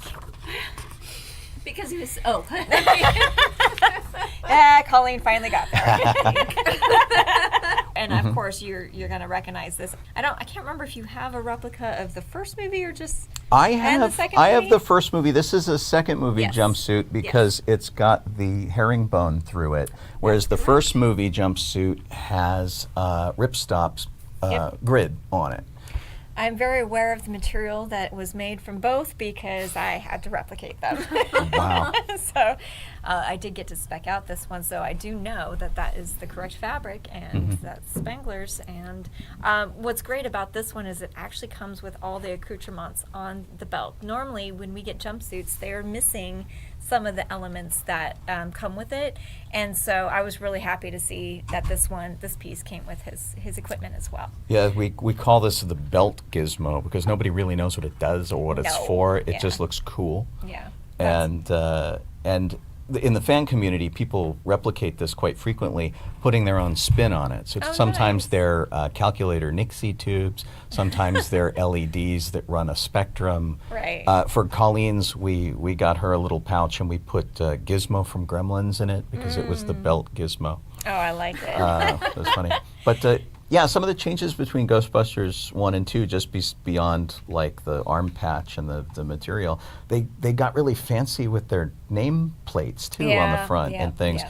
which were weird. I always have a tendency to err on the side of the first movie, just because. Well, but you have to understand that by Ghostbusters 2, they can afford to be a little bit more fancier, right? They've Right. been there, done that around the corner, had made some money fighting their ghosts, and so that's reflected in their costumes. Well, then they lost their money and had to do kids' birthday parties. Well, there's that which was- too. I mean, I didn't want to get all the way into the film in case people hadn't seen it. That's kind of a spoiler, but We just watched it. And Did it was the about like a month or two ago. yeah. And it was the first time I had seen it, I think, since maybe the 80s. Yeah.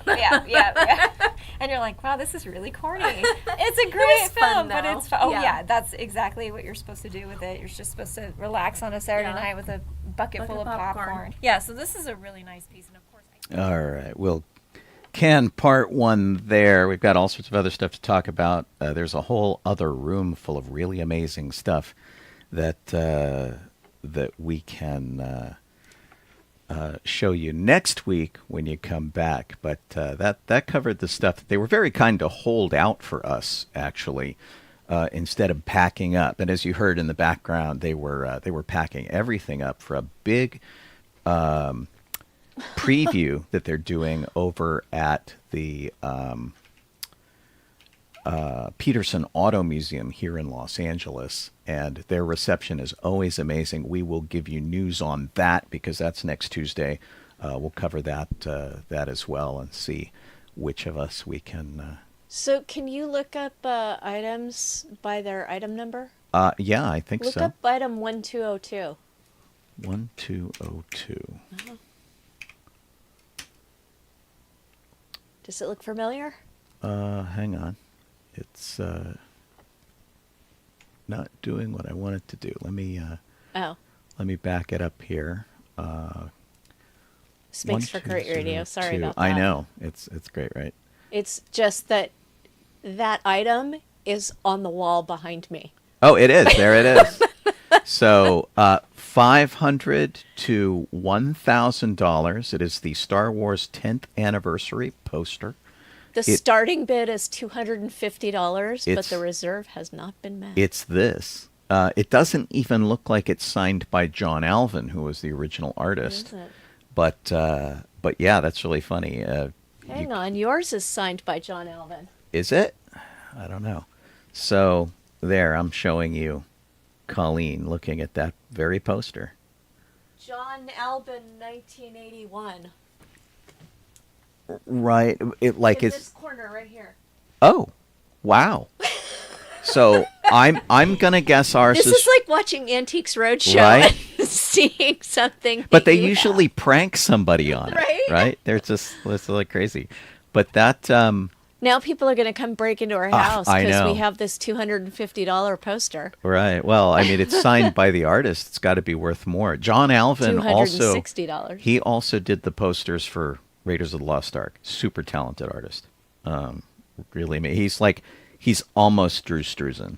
He's like the next level down from him in terms of fame. But yeah, kind of crazy. Anyway, Jeff, we were very disappointed that you didn't get to come with us. I think you really would have loved it.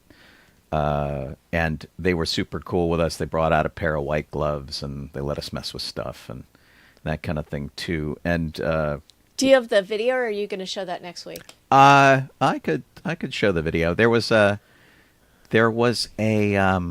Although, if you didn't have a chance to edit it, don't show it because it. I did not edit Yeah. it. Yeah. Show it next week. So I'll show it next week. One of the props, they let us fire one up, quite literally, which was pretty cool.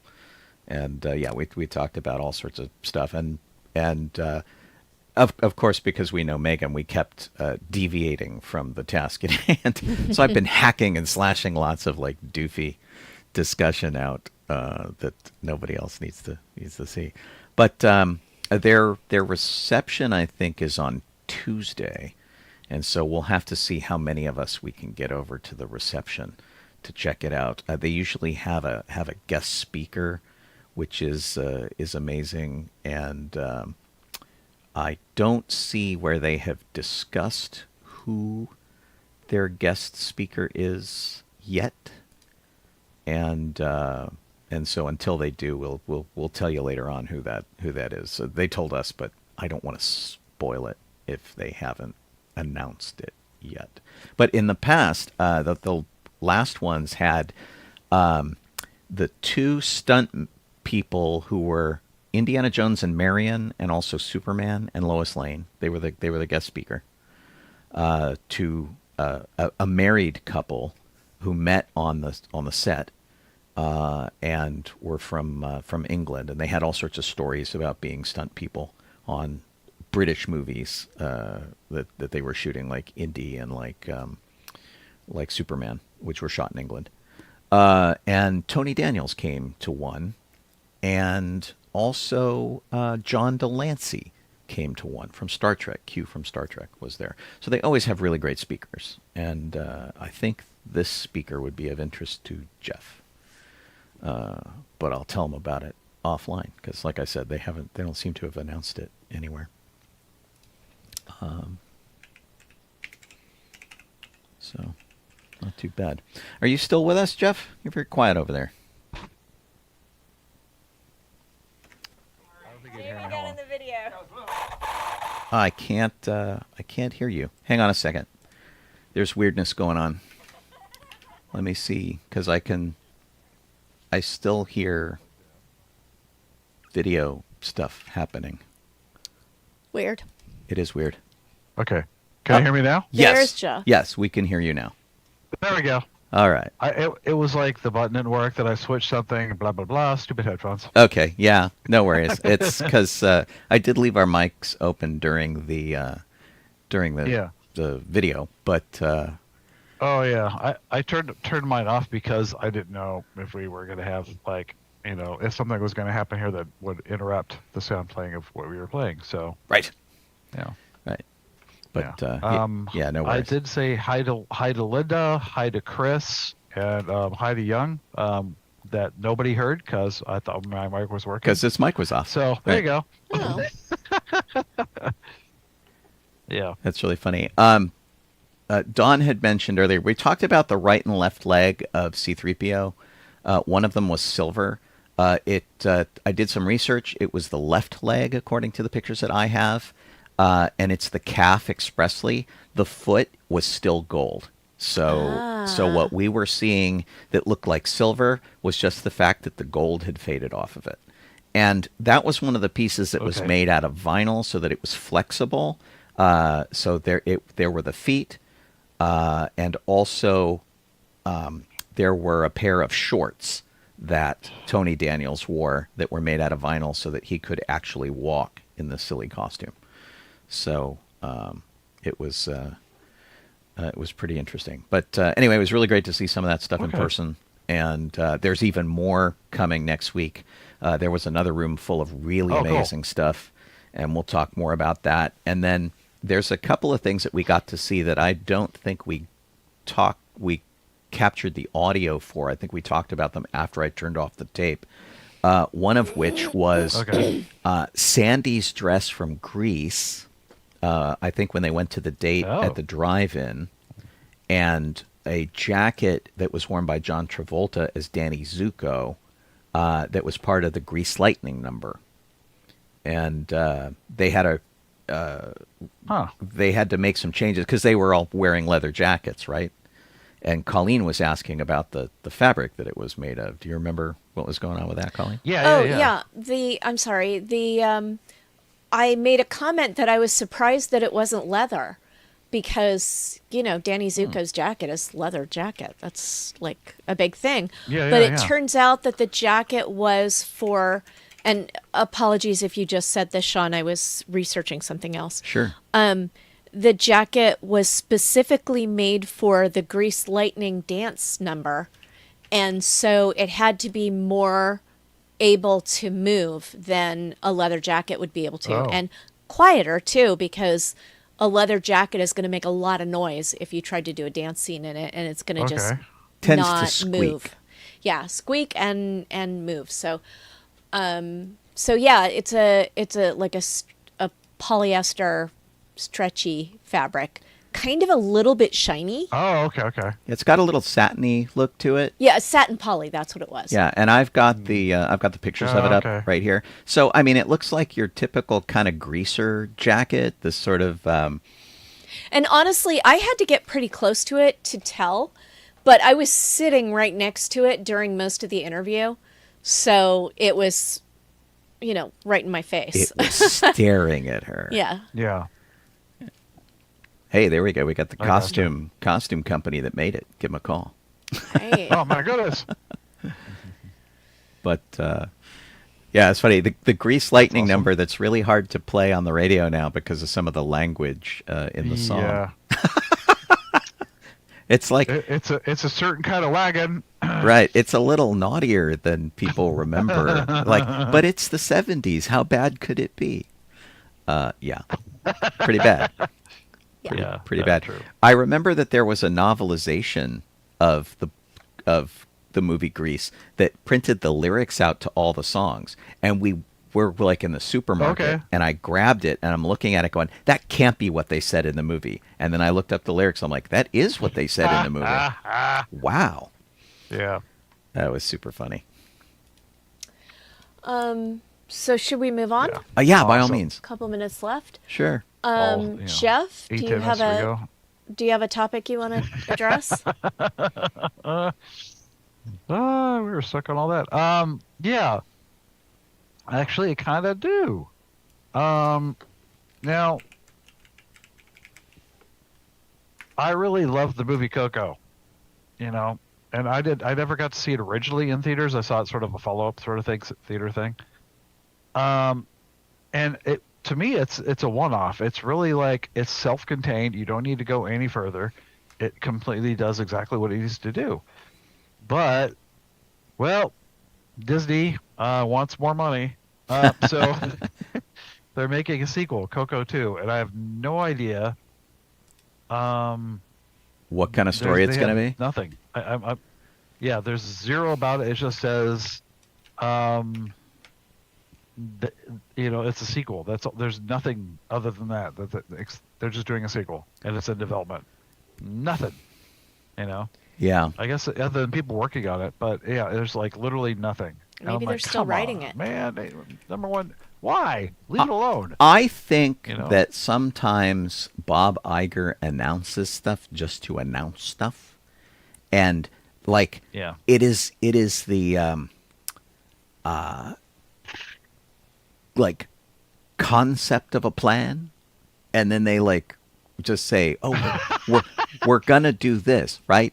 And just because this was like a shareholders call, right? That he announced this on, and they're like, "Hey, that thing that made us a bunch of money, we're gonna do another one that will hopefully make us a bunch of money." And it's I agree with you. I don't think we necessarily need to have another story about Coco. Exactly. Now, that said, if they have an absolutely brilliant story to tell, then great. Yeah. It's... You know what? Oh, totally. I used to say, about remakes, we don't need a remake. The movie was fine as is. And I was wrong. There can be remakes of a movie that are as beautiful and different as the first one. So wait and see what it's about. Well, but that's that's like a remake kind of a deal. Like sequels can be dodgy, but I think you're thinking of Walter Mitty. I am thinking of Walter Mitty, and it is a remake, and it's very different. Right. Yeah. But sequels too. I mean, who would know that Back to the Future 3 was going to be so great? It was a sequel, and Right. Oh, yeah. I love Back to Yeah. the Future 3. It was very different than, he went on a different adventure. And if you had just seen Back to the Future 2, you would be like, there's no need for a 3. We just leave it there. Yeah. I mean, I like when they go a different place, and if they do a remake and they don't do exactly the same movie, I'm good with that. But I think that that's the trouble. sequels can also be good. They can also be bad.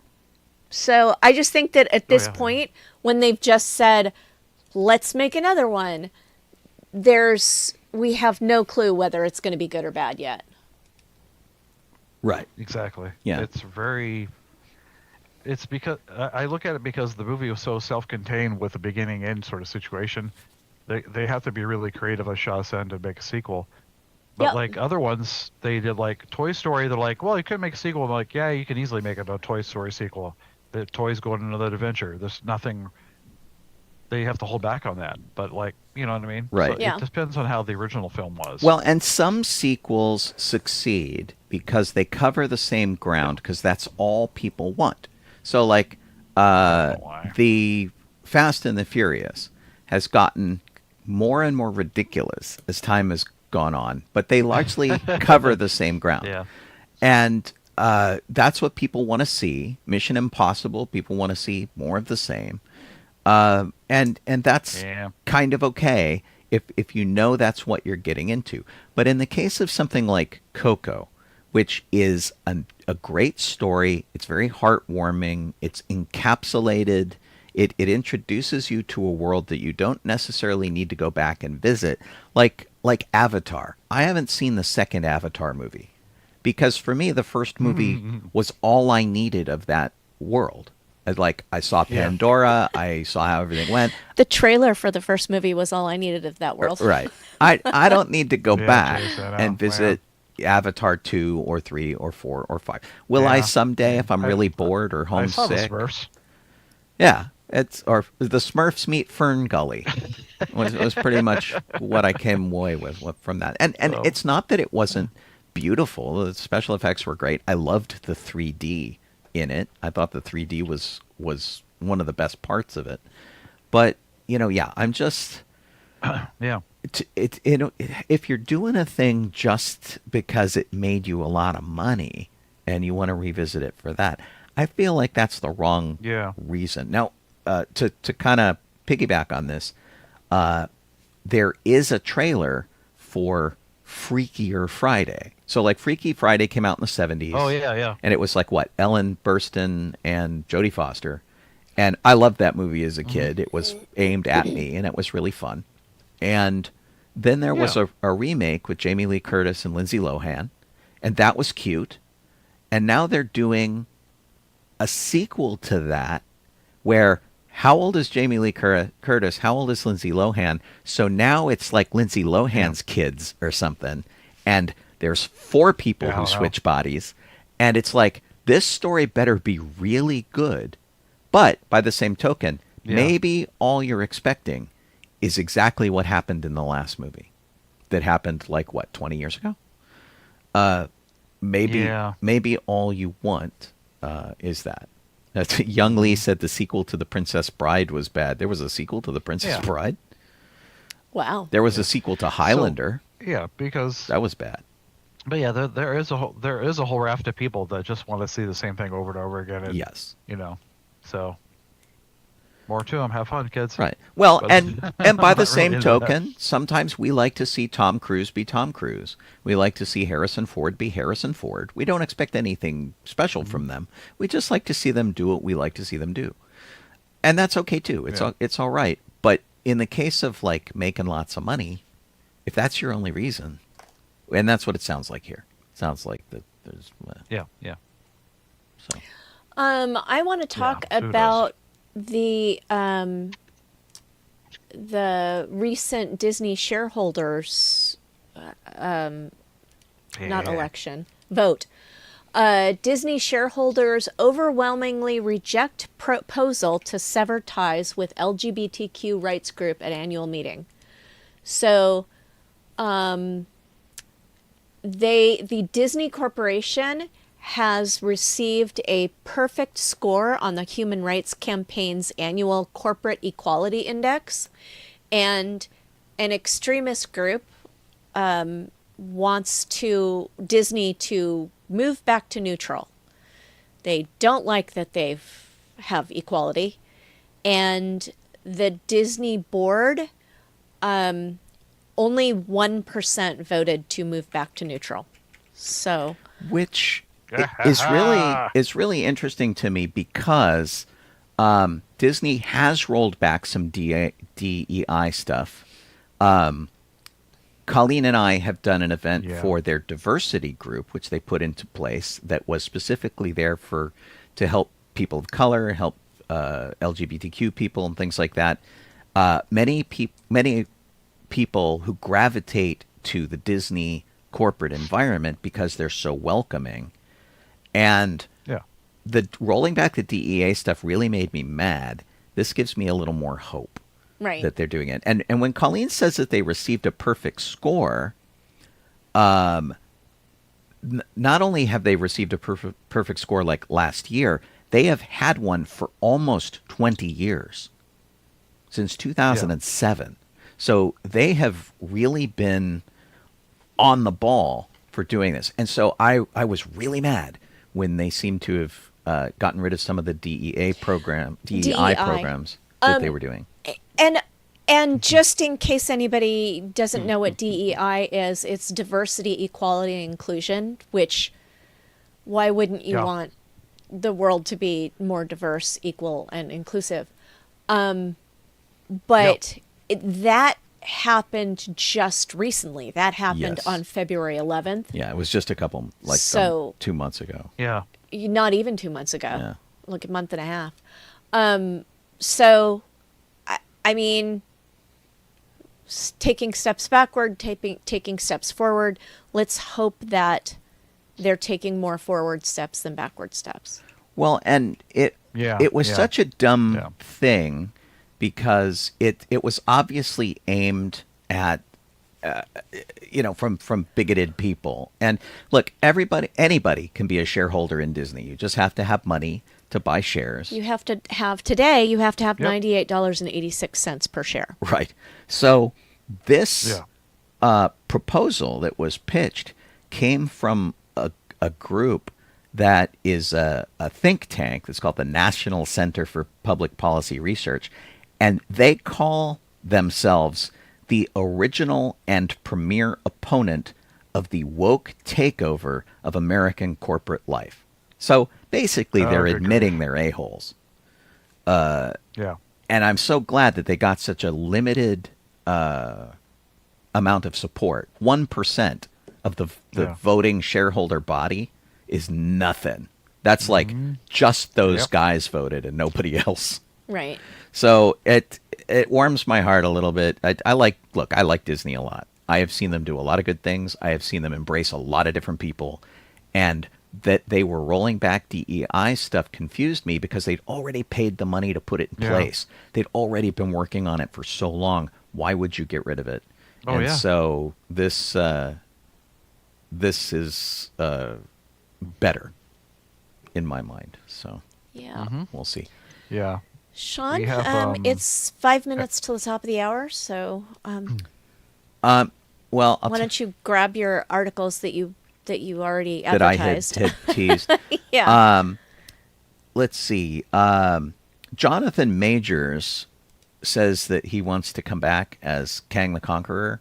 If you remember, he got kind of booted out of Marvel because he got arrested for domestic violence. He was convicted for this in March 2023 is when he was arrested, and he was enrolled in an April 2024 program to go through a 52-week domestic violence intervention program. So this ends next month for him. He's kind of laying the groundwork to come back and get back into acting. He, of course, needs to be forgiven by the industry to make that happen. And basically, he was going to be the big bad in this current phase of Marvel. They were completely setting it up. It was looking pretty great. They had to fire him and rebrand stuff, which is why we got Avengers Doomsday with Doctor Doom instead of the Kang Dynasty.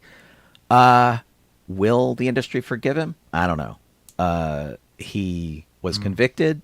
That is a strike against him. He has will have completed his intervention program. That will be a plus. Will they balance each other out? I don't know. Yeah. We'll have to see. And the climate has changed now, where had he been accused of this now, he might not have been. There might not have been as big a backlash as there was, because we are so complacent now with this kind of garbage. So I don't know. We'll have to see. We'll have to see how that goes. Yeah. And then I guess the other thing was Coyote versus Acme. You got information on that, Jeff?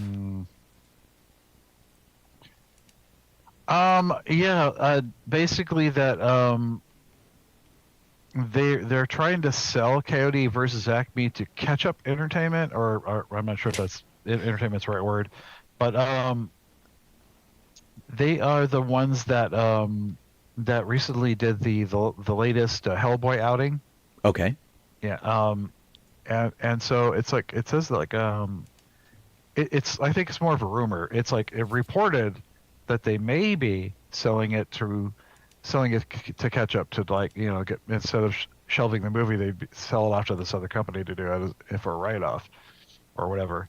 So who knows? But I mean, it seems to me that this is the route they're starting to go with, like, with the Looney Tunes stuff, because I mean, as from what I understand, the latest film that's out, which is like the Marvin Martian or whatever, and Porky Pig and Daffy Blow Up, something, whatever it's called. It's like The Day the Earth Blew Up. Yeah, and for what I understand, there's been absolutely, and I'm not exaggerating, there's been absolutely zero promotion of this film. No commercials, nothing. Right. So they just release it in theaters and, like, okay, let's see how it does. Like, because I think they were hoping it would just tank, you know, and they would get a write-off for it. Which is what they did with Batgirl. The only reason it would take is because of that. But word of mouth, I think, is going to help this thing keep going, and they're going to be screwed. Yeah, but people are hoping that if they do release this Coyote versus Acme, that maybe that'll lead to a Batgirl release. I don't think they can do that legally, because I think they used Batgirl as a huge tax write-off. Basically, they burned the film. They basically said, we can't show this now because we're going to collect money from the government because it was such a big failure. So, yeah, it's a real problem. And I think that we'll have to see how it shakes out. But, yeah, Warner Brothers looks like they're tanking on purpose. Like they want to divest themselves of their Looney Tunes characters. It seems nuts. I mean, yeah. At least the library, I think, too, that they've had. Yeah. So it's like, they dropped them off. They were on Max, like the streaming platform. Right, and now they've taken them off. A whole bunch of them. And I went back the other day. I'm like, really? They got dropped? Because I just watched them. I went back. They're gone. They took them off Max.